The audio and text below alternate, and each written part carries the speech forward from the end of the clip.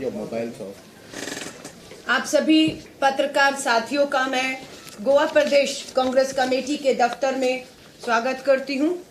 आज हमारे बीच में हमारे सीनियर लीडर कर्नाटका के पूर्व मुख्यमंत्री हमारे सीनियर लीडर सिद्दारमैया जी हमारे बीच में। मैं सर कांग्रेस की तरफ से आपका स्वागत और आपका धन्यवाद करती हूं कि आप कर्नाटक से यहां पर गोवा के लोगों के बीच में प्रेस के माध्यम से अपनी बात रखने आए हैं।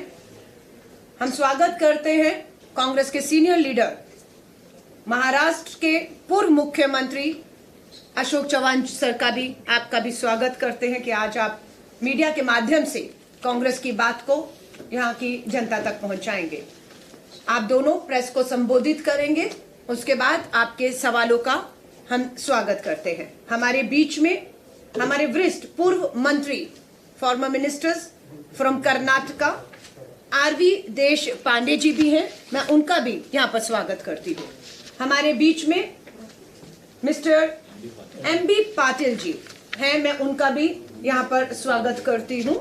हमारे बीच में हमारे सभी पूर्व मंत्री कर्नाटक से आए हैं, जमीर अहमद साहब का भी मैं यहाँ पर स्वागत करती हूँ। हमारे बीच में प्रियंक खरगे साहब भी हैं, मैं उनका भी आपके बीच में स्वागत करती हूँ। हाँ, हमारे बीच में कर्नाटक से ही प्रकाश राठौर जी भी हैं, मैं उनका भी आज की प्रेस वार्ता में स्वागत करती हूँ। हमारे बीच में मिस्टर डिसूजा, आप भी आइवन डिसूजा जी, आपका भी स्वागत है। हमारे बीच में गोवा प्रदेश के मीडिया प्रभारी अमरनाथ जी हैं, मैं उनको भी यहाँ पर धन्यवाद करती हूँ कि आज की प्रेस वार्ता आपने आयोजित की। अब मैं आमंत्रित करती हूँ अपनी बात को रखने के लिए सबसे पहले अशोक चवान सर को, पूर्व मुख्यमंत्री कर्नाटका महाराष्ट्र माफी चाहूंगी। उसके बाद हमारे वरिष्ठ नेता कर्नाटका से पूर्व मुख्यमंत्री हमारे सिद्दारमैया साहब अपनी बात को रखेंगे। धन्यवाद सर। गोवा प्रदेश काँग्रेस कमिटीमध्ये आज आयोजित केलेल्या पत्रकार परिषदेमध्ये माझ्यासोबत या ठिकाणी आवर्जून उपस्थित असलेले देशाचे ज्येष्ठ नेते कर्नाटकाचे माजी मुख्यमंत्री सिद्धरामय्याजी आणि सर्व माझे मंचावरील या ठिकाणी काँग्रेस पक्षाचे माझे सहकारी, उपस्थित इलेक्ट्रॉनिक आणि प्रिंट मीडियाचे प्रतिनिधी, बंधू भगिनी आणि सहकारी मित्रांनो, आपल्या सर्वांचं मी प्रथम आभार मानतो की आजच्या पत्रकार परिषदेला आपण या ठिकाणी उपस्थित राहिलात आणि काँग्रेस पक्षाची बाजू या ठिकाणी ऐकून घेण्याकरता या ठिकाणी आपण आलात, त्याबद्दल आपले मी धन्यवाद व्यक्त करतो। जसं की आपण जाणता की ही निवडणूक आता शेवटच्या टप्प्यामध्ये या ठिकाणी आलेली आहे आणि जे वातावरण मी पाहतोय निश्चितच काँग्रेस पक्षाला अतिशय अनुकूल वातावरण या इलेक्शनमध्ये पाहायला मिळतं आहे आणि काँग्रेस पक्ष आणि त्यांचे अलाईज काँग्रेसचे आहेत, ते मिळून आम्ही अतिशय चांगल्या पद्धतीने बहुमताने या ठिकाणी सरकार स्थापन करू शकू याबद्दल कुठलाही शंका आज मतदारांच्या मध्ये नाही, आमच्यामध्ये सुद्धा नाही। आम्ही आत्मविश्वासाने सांगू शकतो की काँग्रेसचं सरकार गोव्यामध्ये स्थापन करण्याइतपत आज बहुमत आमच्याकडे लोकांचं हळूहळू जमा होतं आहे, ही त्यातली एक जमेची बाजू आहे।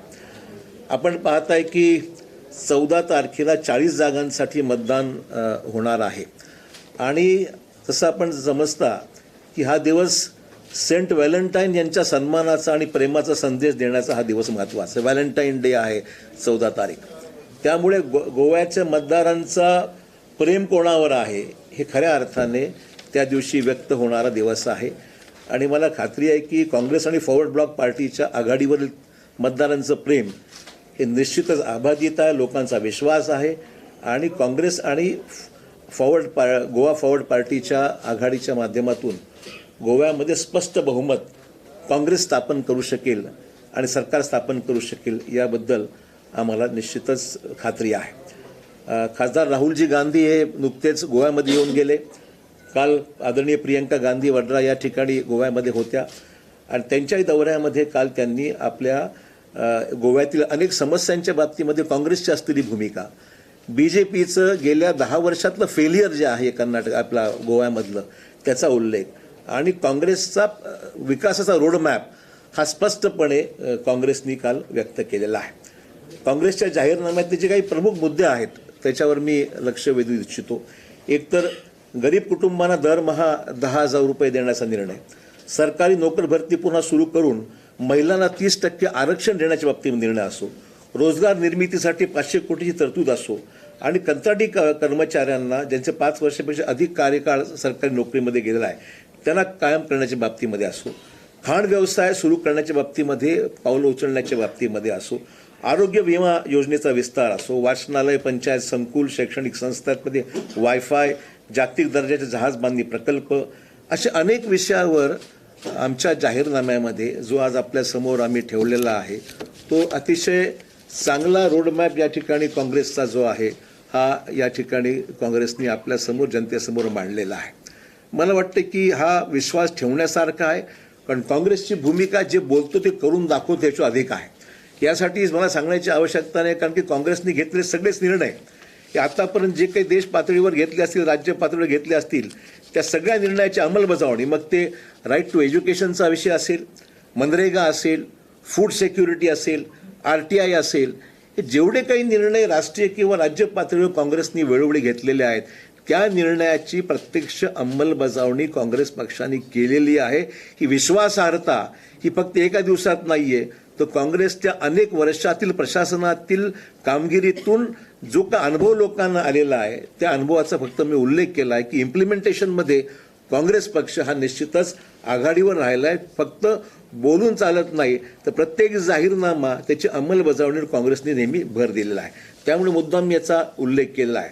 आणि दुसरीकडे आपण पाहतोय की भाजपने ज्या ज्या गोष्टींच्या बाबतीत उल्लेख केला त्या बाबतीमध्ये कशा पद्धतीने भाजप फेलियर राहिलेला आहे. आपण पाहतोय की 2019 भाजपमध्ये लोकसभेच्या निवडणुकीमध्ये गोव्याला स्पेशल स्टेटस देण्याच्या बाबतीमध्ये उल्लेख झाला होता. नंतर त्याचं काही झालेलं नाही आणि स्पेशल स्टेटस नंतर विसरून गेले, गोवाही विसरून गेले. निवडणुकीपुरती फक्त या स्पेशल स्टेटसचा लोकांना भुरळ घालण्याकरता उपयोग केला गेला. मायनिंगच्या बाबतीत आपण पाहतोय सगळ्यात जास्त उत्पन्न रोजगार मिळवून देणारा हा एक मायनिंग व्यवसाय आहे. आणि आपण पाहतोय की आर्टिकल्स बरेचसे आज मी प्रेसमध्ये पाहतोय, सगळीकडे प्रेससुद्धा हे सांगते आहे की गोव्यामध्ये मायनिंगचं रिझम्पशन हा एक मेजर इश्यू आहे. म्हणजे मायनिंग व्यवसाय सुरू करणं आणि मायनिंग व्यवसायाच्या बाबतीमध्ये सर्वोच्च न्यायालयाने मधल्या काळामध्ये इल्लिगल मायनिंगच्या बाबतीमध्ये 2007 ते 12 सुप्रीम कोर्टाने क्वॅश केल्यानंतर सुद्धा त्याच्यामध्ये सुधारणा करून मागच्या विद्यमान बीजेपी सरकारला मायनिंग सुरू करण्याच्या बाबतीमध्ये जी काही पावलं उचलणं अपेक्षित होतं ते काही झालेलं नाही. उलट आपण पाहतोय की साधारण आपल्याला आज ज्या राज्याला 20,000 कोटीचं डेट आहे, कर्ज आपल्या राज्यावर, गोव्यासारख्या लहान राज्यावर आज 20,000 कोटीचा भार असताना आपण पाहतोय की ज्या शासनाला 950 कोटीचा रेव्हेन्यू 2011-12 जवळपास मायनिंगमधून 950 कोटी रुपयाचा रेव्हेन्यू मिळत असताना तो व्यवसाय बंद होणं, तो व्यवसाय सुरू करण्याकरता विद्यमान भाजप सरकारकडून कुठल्याही प्रकारचा प्रयत्न न होणं आणि आपण पाहतोय की तो 950 कोटीचा रेव्हेन्यू हा 2019-20 6 कोटीवर आला. म्हणजे कुठे 950 कोटी आणि कुठे 6 कोटी एवढी तफावत झाली. म्हणजे राज्य हे बुडत चाललंय, डिक्लाईनवर आहे. राज्याच्या ओव्हरऑल रेव्हेन्यूमध्ये 6 कोटीवर रेव्हेन्यू मायनिंगचा आलेला आहे. आणि अशा पद्धतीने आज आपण पाहतो की अनेक लोकांचे रोजगार त्याच्यामध्ये बुडालेले आहेत. आपण पाहतोय की या सगळ्या गोष्टीचा विपरीत परिणाम गोव्याच्या टुरिझमवर झाला, गोव्याच्या मायनिंगच्या बाबतीमध्ये जे काही जॉब्स मिळते त्याच्यावर झाला आणि सॅलरीचा इन्कम लॉस जो आहे तो 3 लाख लोक जी अवलंबून आहेत मायनिंग क्षेत्रावर, जवळपास 3 लाख लोक या क्षेत्रावर अवलंबून असताना या सगळ्या गोष्टीला या विद्यमान भाजप सरकारने पूर्णपणे दुर्लक्षित केलेलं आहे. त्यामुळे लोकांची अपेक्षा आहे आणि काँग्रेसची तीच भूमिका आहे की मायनिंग ऑपरेशन्स गोव्यामध्ये पर्यावरणाचं संतुलन राखून मायनिंग गोव्यामध्ये सुरू झालं पाहिजे आणि लोकांचा रोजगार वाढला पाहिजे आणि जे काही उत्पन्न राज्याला मिळत होतं ते उत्पन्न परत मिळालं पाहिजे. कोविडच्या बाबतीमध्ये आपण पाहतोय, मला तर आश्चर्य वाटते की देशाच्या प्रधानमंत्र्यांनी काल जे काही भाषण केलं लोकसभेमध्ये ते दुर्दैवी आहे. एका जिम्मेदार व्यक्तीला, पंतप्रधानांसारख्या जिम्मेदार व्यक्तींनी केलेले वक्तव्य, म्हणजे मी यासाठी महाराष्ट्राचा उल्लेख करतो की सगळ्यात चांगलं काम महाराष्ट्राने केलं. आज महाराष्ट्रामध्ये मी इथे महाराष्ट्रात गुणगान गाणं आलो नाही आहे, पण तुलना करत असताना मला जरूर सांगितलं पाहिजे की ही तुलना करत असताना आमचं ऑब्झर्वेशन असं आहे, महाराष्ट्रामध्ये आज कोविडच्या केसेस कमी झाल्या, हॉस्पिटलमध्ये लोकांची येणारी जी भरती व्हायची जी लोक गर्दी तशी कमी झाली. ऑक्सिजन उपलब्ध आहे. ऑक्सिजन मॅन्युफॅक्चरिंग प्लांट्स ठिकठिकाणी जिल्ह्यापासून शहर ठिकाणी एस्टॅब्लिश झालेले आहेत. आणि खुद्द म्हणजे जी काही व्हिडिओ कॉन्फरन्सिंग झाली मधल्या काळामध्ये, त्या व्हिडिओ कॉन्फरन्सिंगच्या काळामध्ये खुद्द देशाच्या पंतप्रधानांनी राज्य सरकारचं अभिनंदन केलं, मुख्यमंत्री उद्धव ठाकरे यांचं अभिनंदन केलं की या सरकारने चांगलं काम केलं आहे कोविडच्या बाबतीमध्ये. एकीकडे व्हिडिओ कॉन्फरन्सिंगमध्ये हे वक्तव्य आणि दुसरीकडे काल लोकसभेमधलं भाषण हे टोटल राजकीय भाषण होतं असं मी म्हणलं तर चुकीचं ठरणार नाही. अशा प्रकारचं वक्तव्य अपेक्षित नव्हतं मला, कारण हा कोविड काही कुठल्या राजकारणाचा विषय नाही आहे, पण कोविडचा उपयोग अन्य राज्यामध्ये होणाऱ्या निवडणुकीसाठी आपण करत आहोत ही दुर्दैवाची बाब आहे.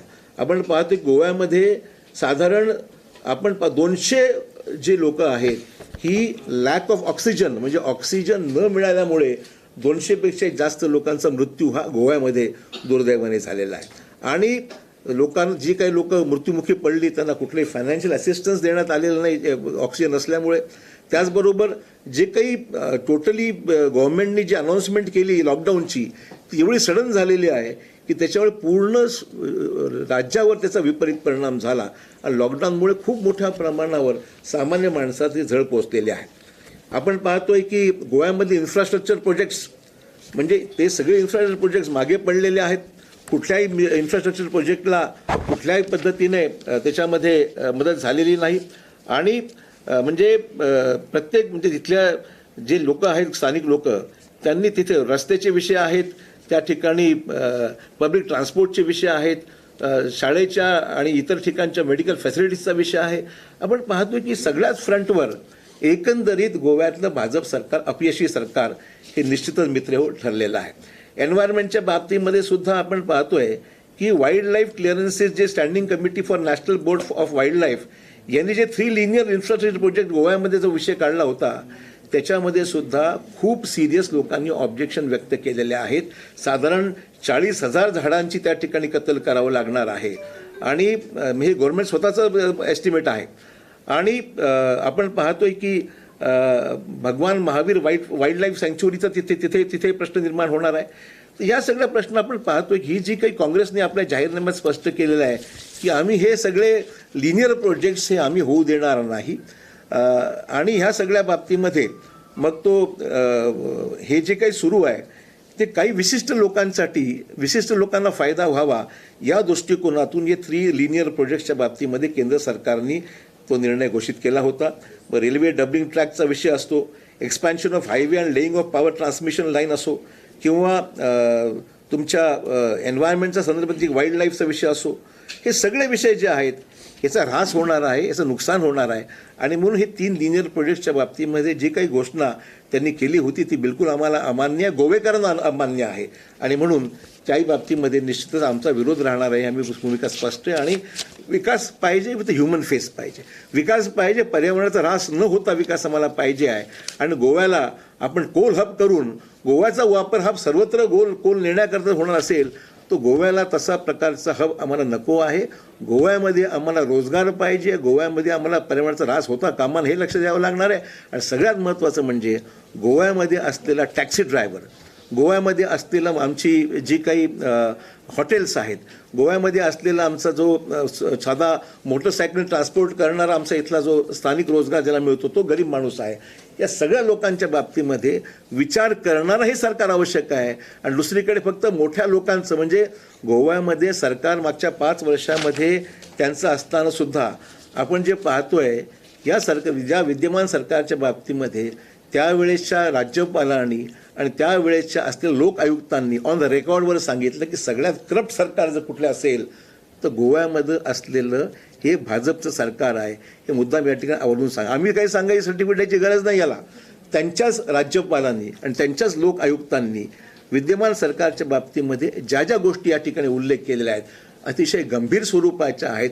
आणि हे सरकार कशा पद्धतीने म्हणजे ज्यांची सत्ता देशामध्ये काश्मीरपासून कन्याकुमारीपर्यंत आहेत किंवा गुवाहाटीपासून गोव्यापर्यंत आहेत असं दावा करणारी मंडळी स्वतःचे उमेदवारसुद्धा देऊ शकत नाही. इतर पक्षातले उमेदवार आयात करून जो मॅन्डेट सगळ्यात गोवेकरांना राग जो कुठल्या गोष्टीचा आहे की काँग्रेसला मॅन्डेट दिला असताना लोकांचा मॅन्डेट झुकारून पक्षाची फोडाफोड करून सरकार स्थापन करण्याचा जो उद्योग ज्यांनी केलेला आहे त्या बाबतीमध्ये लोकांच्या मनात प्रचंड चीड आहे की आमचा मॅन्डेट काँग्रेसच्या बरोबर होता, आमचा मॅन्डेट काँग्रेसच्या बाजूने आहे, आणि पण हेच असताना तो मॅन्डेट झुगारून जर तोडफोड करून जर सरकार स्थापन करण्याचं काम हे भाजपवाले करत असतील तर भाजपला धडा शिकवण्याचं काम हे यंदा मतदार केल्याशिवाय राहणार नाही, हे मला आवर्जून या ठिकाणी सांगितलं पाहिजे. दुसरे दोन महत्त्वाचे विषय जो त्याच्याबरोबर संलग्नित आहेत ते मला बोलले पाहिजेत. एक तर TMC आणि आम आदमी पार्टी हे दोन पक्ष या निवडणुकीमध्ये उभ्या आहेत. मला एवढंच म्हणायचं आहे, यांना काही सरकार स्थापन करायचं नाही आहे, यांना फक्त अकाउंट ओपनिंग करायची आहे. म्हणजे स्वतःचं 2 माणसं 3 माणसं 4 स्पॉयलर म्हणून काम करायचं आहे यांना, आणि स्पॉयलर म्हणून काम करून यांना आपले 2 उमेदवार 3 उमेदवार 4 उमेदवार निवडून आणण्याकरता प्रयत्न ते करत आहेत.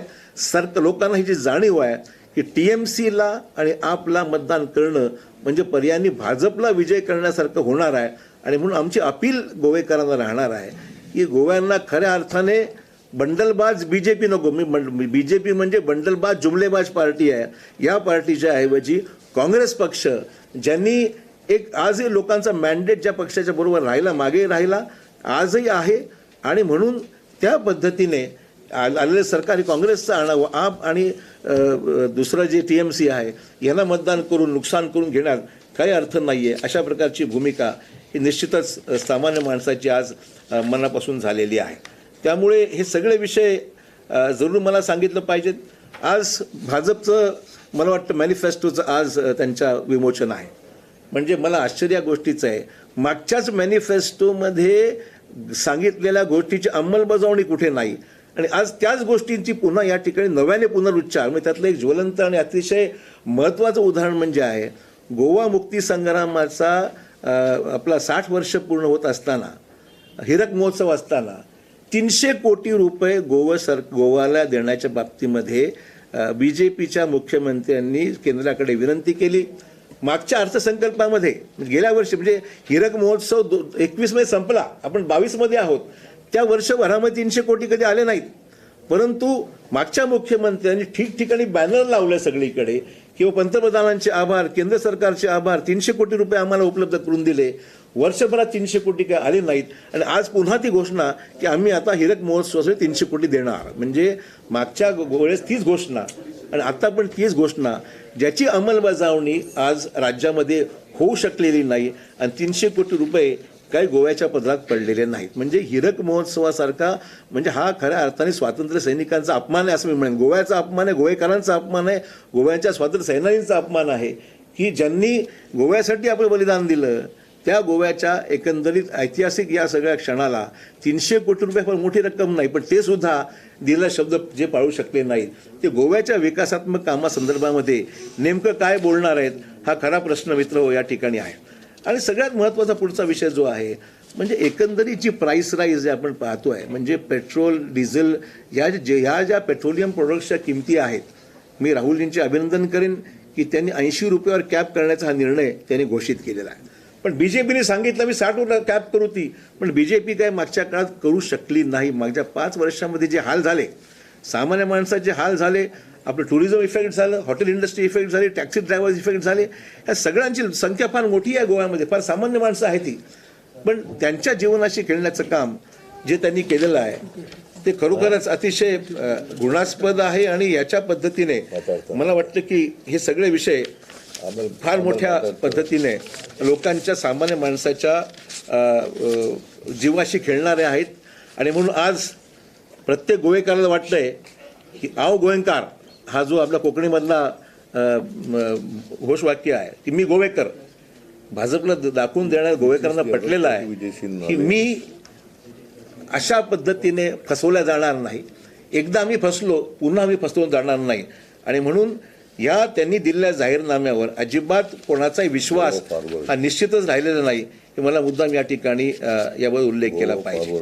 त्यामुळे या सगळ्या गोष्टीच्या बाबतीमध्ये उल्लेख यासाठी केला आहे की हे सगळे विषय या दरवाढीमुळे पेट्रोल डिझेल LPG CNG दर साधारण 21,000 टॅक्सी चालक, 2 व्हीलर पायलट, हजारो रेस्टॉरंटचे मालक हे सर्व होरपळून निघालेले आहेत.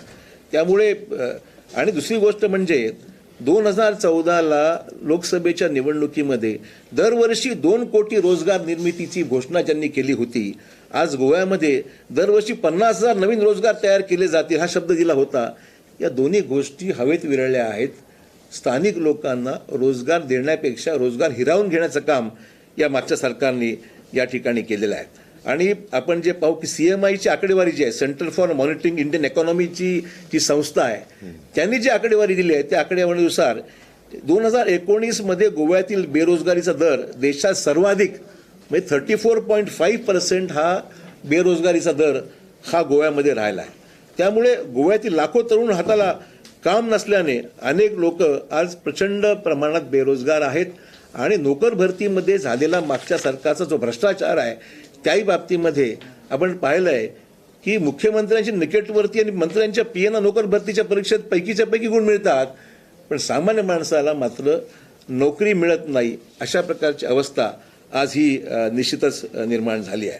त्यामुळे ह्या सगळ्या गोष्टीची प्रथम भाजपनी जाहीर माफी मागितली पाहिजे. मला वाटतं गोव्याच्या विकासाच्या गप्पा मारण्या किंवा नुसते जाहीरनामा पोकळ आश्वासन देण्यापेक्षा लोकांची माफी मागितली पाहिजे भाजपनी की गेल्या 10 वर्षामध्ये गोव्यामध्ये 2012 पासून ते आतापर्यंतचा जो कालावधी आहे या सगळ्या कालावधीमध्ये ही जो काही त्यांची कारकीर्द राहिलेली आहे त्या कारकिर्दीमध्ये त्यांनी माफी मागितली पाहिजे की त्यांच्या कारकिर्दीमध्ये अनेक आश्वासनं त्यांनी दिली गेली, पण या सगळ्या आश्वासनी पूर्तता न करताच नवीन जाहीरनामा आता त्या ठिकाणी आज दिला जात आहे.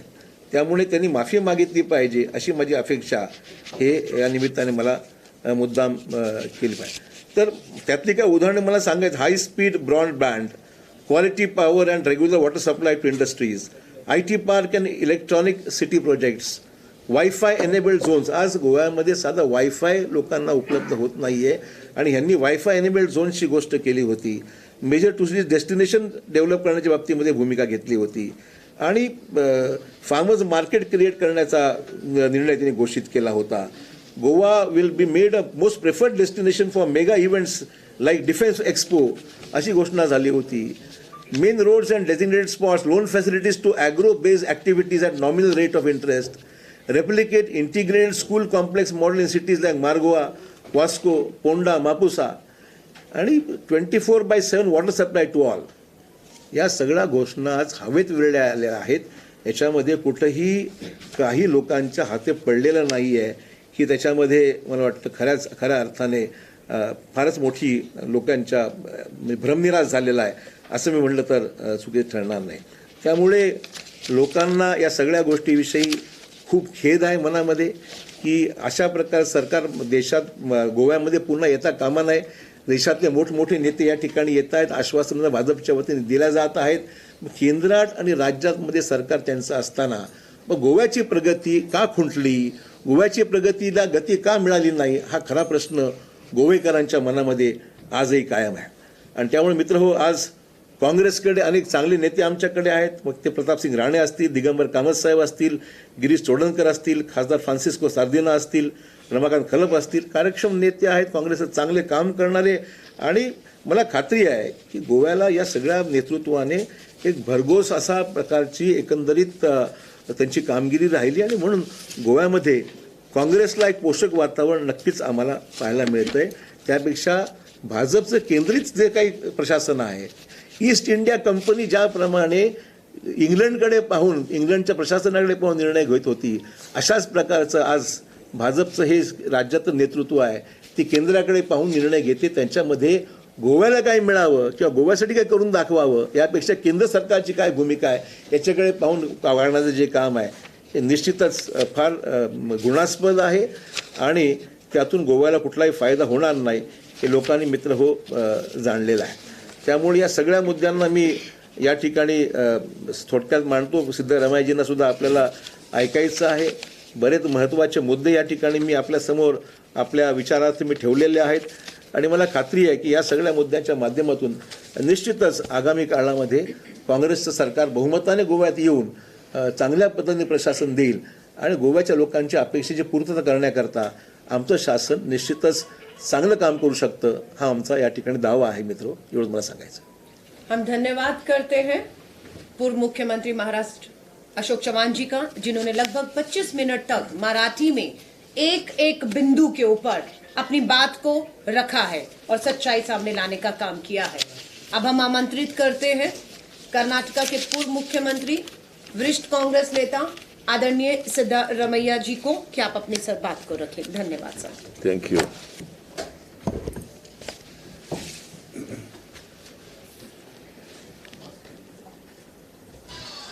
Former Chief Minister of Maharashtra, Sri Ashok Chavan ji, AICC spokesperson, Kumari Alka Lamba ji,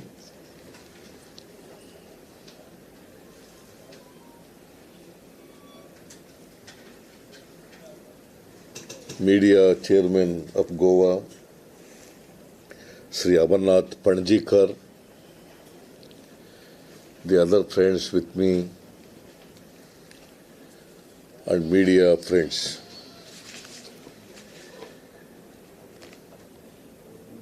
Ashok Chavan ji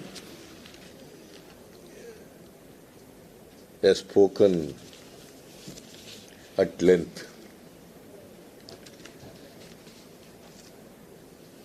He has explained that in the coming assembly election to Goa, Congress party will get the simple majority with its ally, and it will come to power.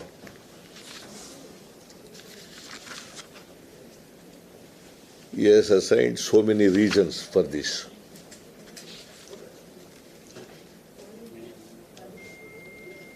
There is a strong anti-incumbency against this BJP government in Goa.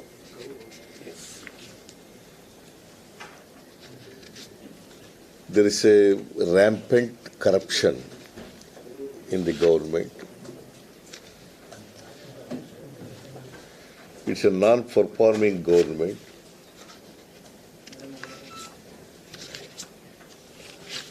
All developmental works in Goa have come to stand still.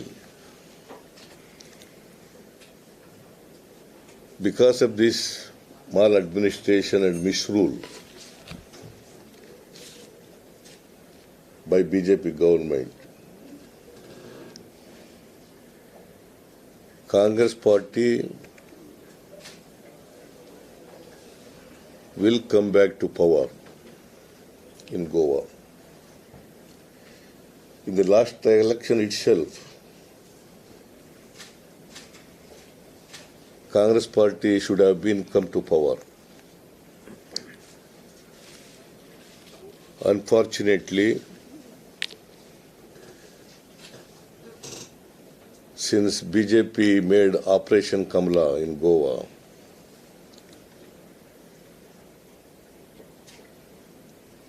though Congress party has got, single largest party in Goa, 17 members. got 17 assembly seats, and BJP had only 13 seats. Despite this picture, because of BJP's Operation Kamala,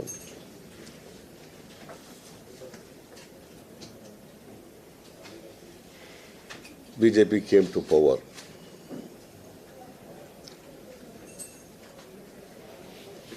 This Operation Kamala started by BJP itself. I don't say that there was no defection in this country. There was defection in the country.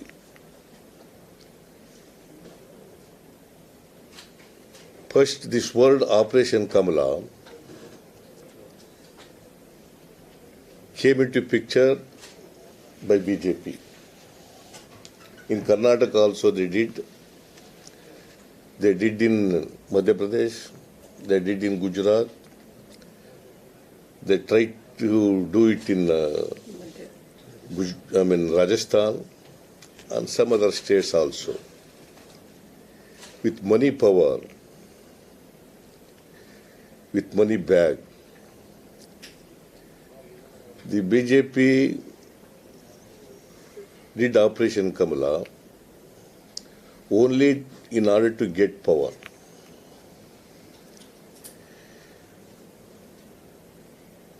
Any political party which is coming to power without any ideology and programs,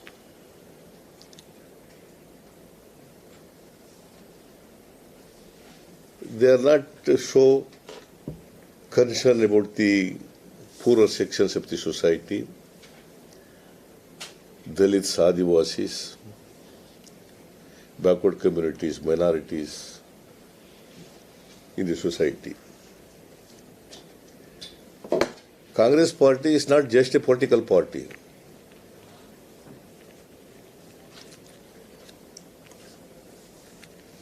Congress party is to bring about a change in the society.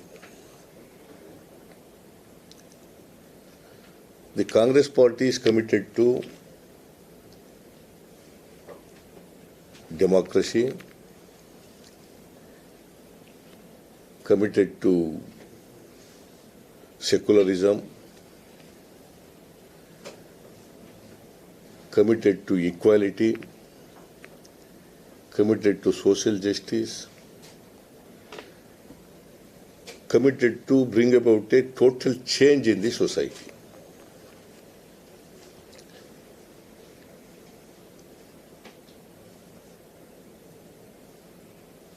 It has been doing ever since the independence. Wherever Congress party was in power, whether in the center or in the states, it has been doing this. Congress party strongly believes in democracy, strongly believes in secularism. BJP on the other hand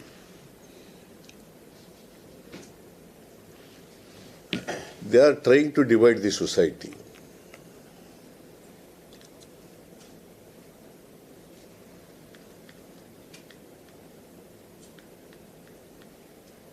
They don't have any ideology, any program for the society. The party which wants to come to power on emotional issues. That is what BJP is doing at the center and in the states. After Narendra Modi came to power,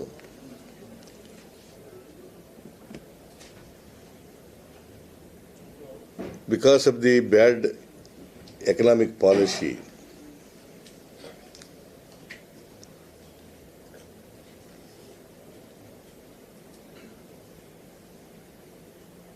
the country is facing bankruptcy because of the demonetization, because of the GST, because of the wrong economic policies. Today, I hope that you are all aware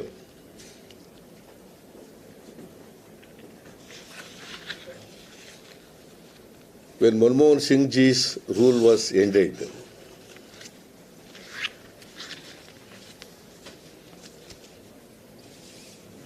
the loan on the country was 53,11,000 crores. 53,11,000 crores. This is accrued since independence. Narendra Modi came to power in the year 2014. By the end of this March,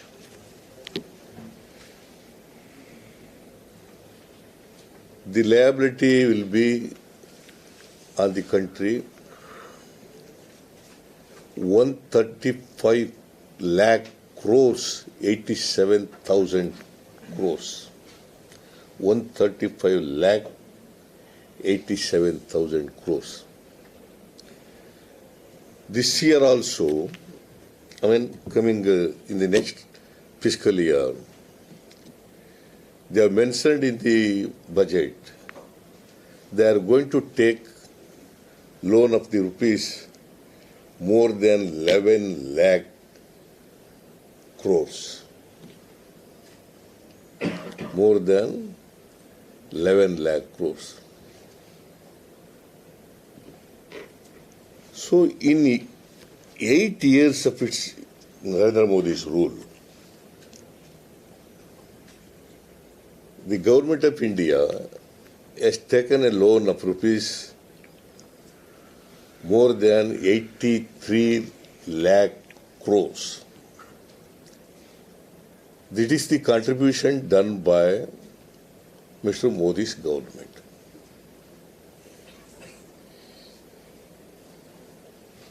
So the country is indebted.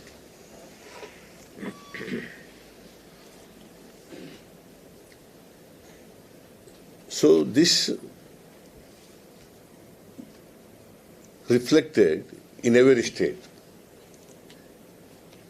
After the 15th Finance Commission, every state in the country is losing its share in the central pool, central taxes. Karnataka has suffered, Goa has also suffered, Maharashtra has also suffered, all other states are also suffered by this.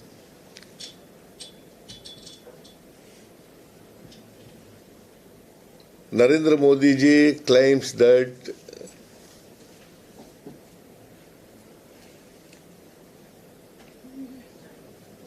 the achievements that he has made,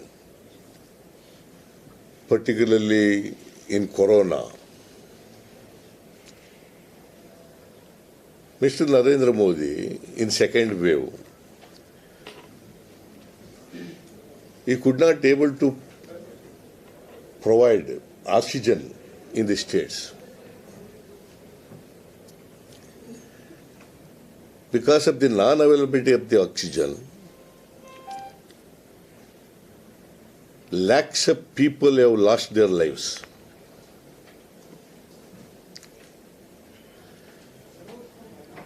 In Karnataka alone, but I don't know in Goa how many people have lost their lives. Siddaramaiah, 3,700 deaths. 3,700 deaths, Corona, and 300 people, more than 300 people have died for want of oxygen. Mr. Deshpande ji is telling that more than 3,000 people have died because of Corona. But in Karnataka, more than 4 lakh people have lost their lives. More than 4 lakh people. The government claims that only 40,000 lives have lost. But in India, it is more than 50 lakh people who lost their lives. More than 50 lakh people have lost their lives. Because they could not able to take necessary steps in controlling COVID-19 disease in the country. These failures are there in the country. There are a lot of failures.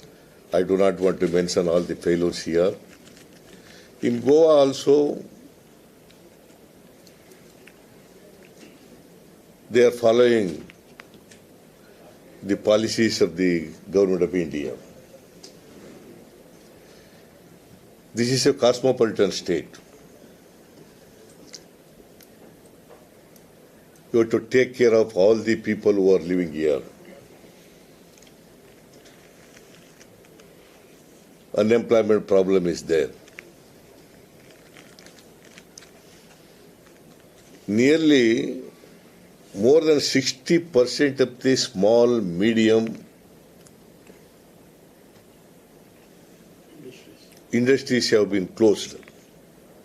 More than 60% of the small scale industries have been closed. Small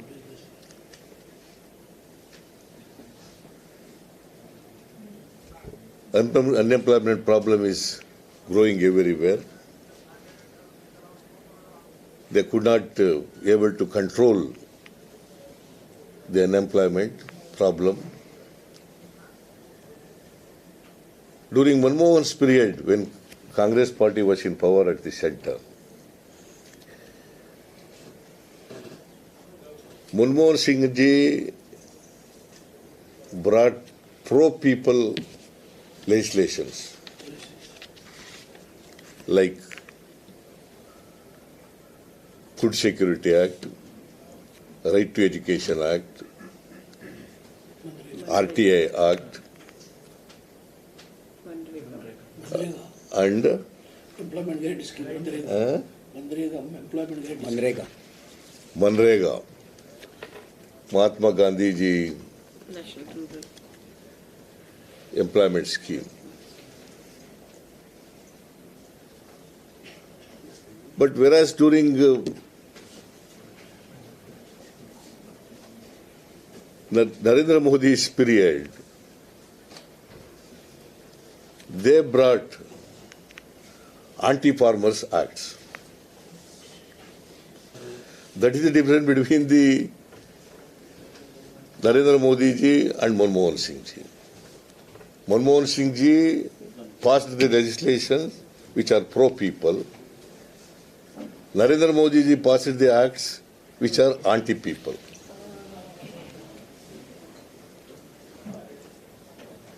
That is why we are seeing hue and cry in the country. Likewise, even in Goa also we are seeing the same problem.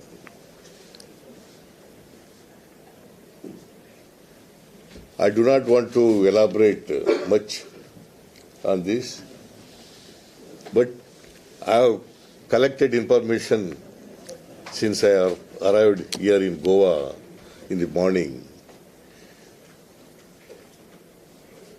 I am confident,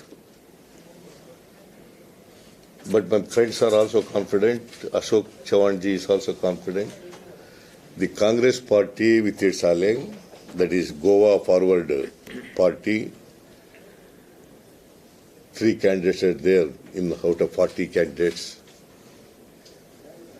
Congress party will form the government on its own. It will get the required simple majority, and people are fed up with this corrupt government, and they wanted to bring the Congress party back to power. That is my assessment and that is my information, and that is the people's aspiration also.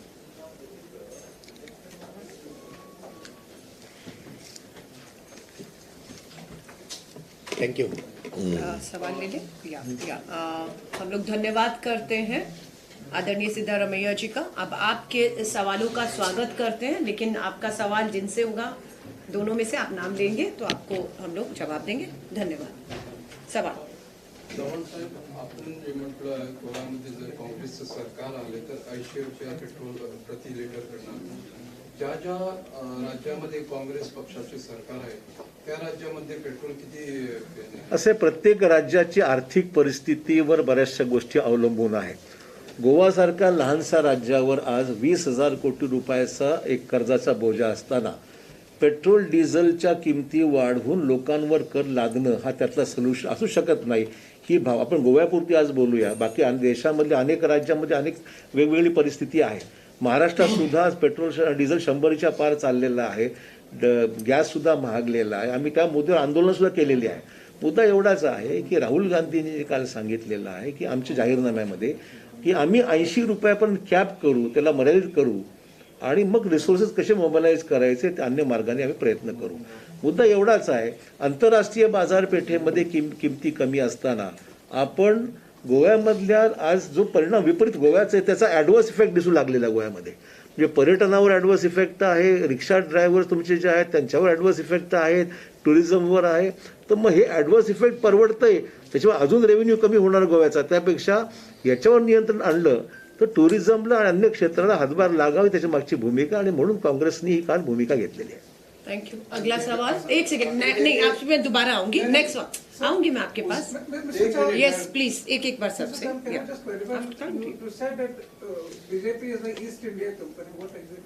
You see, the general attitude is that the last 10 years of BJP rule in Goa, we have seen that everything is centralized and the central leadership decides upon the people of the aspirations of the people of Goa, the local issues concerning Goa, what is the priority for Goa. Nothing is taken into account, and they are talking about 3 linear projects, environmental issues are betrayed, mining is not looked into. So the priorities of Goa are not decided here. They are decided at the center, at the behest of some few people. And that is the issue which we are saying, that this is like the East India Company, which used to trade and make business in a particular state of in India and take away everything. So this is what is happening, and that's why we are comparing this local government to the East India Company, which was handled by the England, by the owners in England. Next question. एक I'm coming to you, sir. Finish my mistake. हा बोला. हरकत बोला. चव्हाण साहेब, 2017 मध्ये काँग्रेस पक्षाला बहुमत दिलं होतं गोव्याच्या जनतेने आणि भाजपला नाकारलं होतं. 2017 मध्ये आपण सरकार का स्थापन करू शकतो? असं आहे की मला हा प्रश्न उशीर आला, पहिलाच प्रश्न असायला पाहिजे होता हा खरं म्हणजे. मुद्दा असा आहे की आमच्याकडे बहुमत होतं. काही लोक आम्हाला हा देशातला अनुभव नवीन होता की लोक निवडून आलेली लोकांची फोडतोड करून इतर पक्षामध्ये त्यांना डिफेक्शन करण्याकरता भाग पाडण्याची रणनीती ही भाजपने देशामध्ये सुरू केली, ज्याचा परिणाम कर्नाटकमध्ये झाला, ज्याचा परिणाममध्ये गोवा आलं. अशा अनेक राज्यांमध्ये बहुमतात आलेले सरकारसुद्धा अस्थिर करण्याचं काम भाजपने केलेलं आहे. लोकशाहीची पाळं मुळं खोदून काढून तोडमोड करण्याचं काम भाजपने केलेलं आहे. आम्हाला अनुभव नवीन होता, म्हणून ते आगामी काळात घडणार नाही याचं प्रिकॉशन आम्ही घेतलेलं आहे. ॲफिडेव्हिट्स लिगल पद्धतीने सगळे तयार करून लेखी घेतलेले आहे. कमिटमेंट्स काय घेतल्या, लोकांनी शब्दही घेतलेले आहेत की आम्ही डिफेक्शन करणार नाही आणि तोडफोडीचं राजकारण आम्ही करणार नाही. आणि म्हणून काँग्रेसनी एकही व्यक्ती जो पक्ष सोडून गेला त्याला पक्षात पुन्हा तिकीट दिलेलं नाही. त्यामुळे अँटी डिफेक्शनची जी काही नैतिक जी काही भूमिका जी देशामध्ये आम्ही सर्व मानतो त्याला पूर्णपणे हरताळ पाडण्याचं काम भाजपने केलेलं. पण ही भाजपची धास्ती आहे का तुमच्यासाठी? हे भाजपची धास्ती सर्वांना देशामध्ये सर्वांनाच आहे. सगळ्याच पक्षांना हे त्यांच्या पद्धतीने ते केंद्रीय एजन्सीज आहेत, पैशाचं आमिष दाखवणं आहे. हा सगळा उद्योग भाजपनी त्यांची सत्तेमध्ये आल्यापासून भाजपनी सगळं देशामध्ये प्रत्येक राज्यामध्ये हा उद्योग करून सरकार अस्थिर करण्याचा प्रयत्न सुरू केलेला आहे. त्याचाच हा भाग आहे. थँक्यू. नेक्स्ट अत्यंत महत्त्वाचा विषय गोव्याच्या निवडणुकीमधला असणार आहे. मायनिंगसाठी आपण वारंवार पीईसी ची रिपोर्ट टेबल करा, सार्वजनिक करा अशी मागणी गोव्याकडून होत राहील. मात्र प्रमोद सावंत हे काल आमच्याशी बोलताना असं म्हणाले की फक्त मायनिंग गोव्यामध्ये भाजपच सुरू करू शकतो, लोकांना माहिती आहे, आणि पुन्हा त्यांनी तो प्रॉमिस केलेला आहे. हे प्रॉमिसेस म्हणून मी उल्लेख करतोय की मागच्या 10 वर्षात सरकार तुमचं होतं, त्यावेळेस आश्वासनं दिली गेली, त्याची पूर्तता होऊ शकली नाही. ज्या मायनिंग क्षेत्रामधून जवळपास 950,000 कोटी रुपये गोव्याला मिळणं ते फक्त 6 कोटीवर येऊन पोचलेलं आहे. आणि 20,000 कोटीचं कर्ज या राज्यावर असताना मायनिंग सारखा उत्पन्न देणारं जे क्षेत्र आहे त्याच्यात तुम्ही पूर्णपणे दुर्लक्ष केलं किंवा सोडूनच दिलं. कशा करता? आणि मग त्याची अंमलबजावणी सुप्रीम कोर्टाने ताशेरे ओढल्यानंतर त्याची अंमलबजावणी करण्यासंदर्भात जे काही रिफॉर्म्स करणं अपेक्षित आहे ते तुम्ही करत नाही आहे. तुमचं गोव्याच्या प्रशासनातले ज्या प्रायोरिटीज आहेत ते पूर्ण दुर्लक्षित आहे असं म्हणावं लागेल. थँक्यू. महाराष्ट्र में आपका साथ एनसीपी शिवसेना साथ गठबंधन है, गवर्नमेंट चला रहा है, या नहीं है. गोवा में क्यों नहीं है सर? ऐसा है कि हर राज्य की मैंने कहा परिस्थिति अलग है. यहाँ महाराष्ट्र में हम लोगों ने फैसला किया कि बीजेपी को बाहर रखने के लिए कांग्रेस, शिवसेना और एनसीपी साथ मिलकर गवर्नमेंट बनाया, उन्होंने किया है। हर राज्य, जरूरी नहीं कि एक राज्य में जो फैसला हो वो दूसरे राज्य में लागू हो, ऐसा कोई जरूरी नहीं है, नॉट नेसेसरी। टीएमसी और आप आके क्या कांग्रेस का वोट खाने लोग जानते हैं कि टीएमसी और आप वोट डिवीजन करने, उनको कोई गवर्नमेंट फॉर्म करने में स्वारस्य नहीं है। उनको तो एका दुक्का आदमी चुन के लाने पे नेशनल पार्टी का उनको स्टेटस प्राप्त करने के लिए वोट्स कितने ले सकते हो आजमाने का काम है। हमको एक्सपेरिमेंट करना नहीं है। हमारे पास मेजॉरिटी थी, लोगों की मानसिकता है, लोगों हम ये समझा रहे हैं कि नुकसान अवॉइड कीजिए, और कांग्रेस को मैंडेट आपने दिया था, इस बार भी दीजिए ताकि हम किसी पे निर्भर ना रह सके। I just have to, Mr. Modi in Rajya Sabha has just said, I read, the biggest threat to our democracy is dynasty parties. When one family gets too prevalent in a political party, political talent suffers. That's what PM has said in Rajya Sabha now. About dynasty. Who? Mr. PM Modi. PM Modi ji. Has said in the Rajya Sabha that dynasty parties, about the dynasty parties. I read it again, sir. I read. The biggest threat to our democracy is dynasty parties. One family gets too prevalent in a political party, political talent suffers. It is a political statement. Yes. मला ह्याच्यात थोडंसं add करायचं आहे. It is a political देशामध्ये statement made by ज्याच्यामध्ये Mr. Narendra Modi ji. Narendra Modi always, he never tells the truth. He has been saying this for so many years, not now. Narendra Modi never tells the truth. Whatever promises he made to this country, he could not be able to fulfill, not a single promise since 2014. It is the legacy of Mr. Narendra Modi ji. Narendra Modi never tells the truth. Dynasty पॉलिटिक्सचा जो शब्द आहे हा सोयीप्रमाणे वापरला जात आहे. कोणाचं कोण असणं हे त्याचं क्वालिफिकेशन असू शकत नाही आणि डिस्क्वालिफिकेशन सुद्धा असू शकत नाही. ज्या व्यक्तीच्या मागे जनमत आहे, लोकमत आहे आणि जी निवडून येऊ शकते अशा व्यक्तीला लोकशाहीमध्ये उभं राहण्याचा पूर्ण अधिकार आहे. हे स्टेटमेंट पॉलिटिकली सगळीकडे वापर करून काँग्रेसला कडघरात उभं करण्याचा प्रयत्न आहे. रमणाजी, थँक्स फॉर तिचे टाइम आणीबाणीबद्दल मोदी म्हणाले आहेत की आणीबाणीचा कलंक नसता जर काँग्रेस Conclude. आणीबाणीचा कलंक इमर्जन्सी बद्दल त्या स्टेटमेंट. त्यात काही मला अधिक बोलण्यासारखं नाही. हा विषय अनेक वेळा 1 बज गया सर का मीटिंग है. हमारी नेक्स्ट पीसी है mister Milind Deora will address at 3 o'clock. या please Last question. Yeah.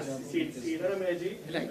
Sir, today in Karnataka, massive protest is taking place, where you have one group in hijab and burqa, and the other group having saffron scarf and Hearing is going on right now. That is regarding hijab. Hearing is going on right now. No, So I think we should the not. matter is pending before the It's court. going on. Hearing. Today, the High Court is taking up the hearing. Yeah. It is hearing Yeah. all the parties concerned. Let us see what judgment will come out from the High Court. Thank you. One Thank you. last Thank you. question. Thank you. It's I just already have one. one question from Yeah. you. This is One last. question. Said, Yeah. Oh, how is it? you are here in Goa? I am from here. You are Goan. Yeah. Ask. You have said that you will not take back anybody who defects. You have taken your pledge of allegiance. But if it's a winnability candidate, a person who's going to win that seat, what are you going to do then? Will you give up that seat also? Where? If the candidate turns out to be somebody who's a winning candidate for you from that constituency, will you not take Declared that already. back? She says it's already answered. Nobody has been taken. 10 Every candidates, state nobody has has its taken. own way It is- and own We are way getting of the This is majority over. And on It our is over. specific to Goa, Candidates are already declared. Yes. No, candidates are already declared. We are going to win. I'm talking We are in the about midst of election. Election will be on 14th of We are this winning. month. Yes. And we Congress form is the winning. government with four. Congress is Congress party 100% will come back to power. Would that mean the political future of that person is over? Huh? Would that mean Let the the people political decide. future of that person is over? Let the people decide his future now. We are worried about the gone future. आमचं मॅनिफेस्टोच आहे ना. We know that त्यांनी Congress is सांगितलेलं winning. आहे. Thank you. त्यांनी सांगितलं, त्यांनी पालन केलं पाहिजे त्याचं. तुमका सगळ्यांका देव बरं त्यांनी जाऊं का? सांगितलं त्यांनी पालन करावं. Carry on. Sir. Yeah. Yes, yes. Amanat, thanks. Carry on. मला वाटण्याचा प्रश्न उद्भवत नाही. त्यांनी काय वाटलं त्यांना, त्यांनी काय घोषणा केली आणि त्याची अंमलबजावणी काय केली नाही, हा विषय आहे. काँग्रेसचे काय भूमिका असेल? Thank you. महाराष्ट्रात बोलू Thank you so much. Thank you. Amanat ji. सगळ्यांक देव बरं जाऊं का? Thank you so much. Thank you. Okay. Thank you. बाहेर बाहेर गेला रस